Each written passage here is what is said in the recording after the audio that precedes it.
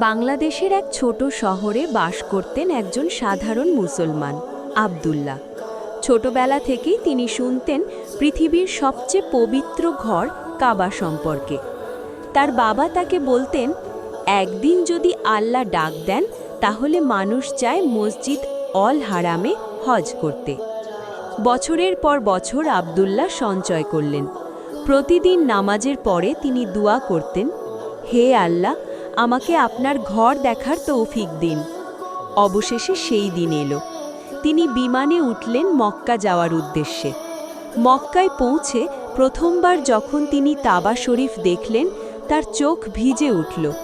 তিনি শুরু করলেন তাওয়াফ, কাবার চারপাশে 7 বার ঘোরা।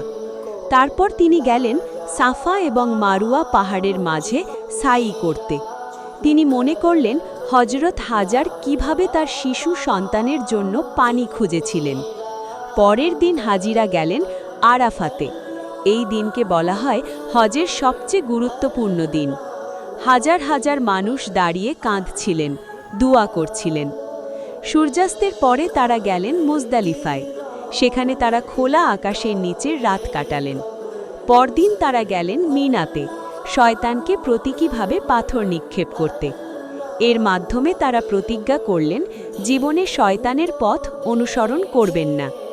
শেষে আবার তারা ফিরে এলেন কাবার কাছে বিদায়ী তাওয়াফ করতে। আব্দুল্লাহ মনে করলেন যেন তার সব গুনাহ মুছে গেছে।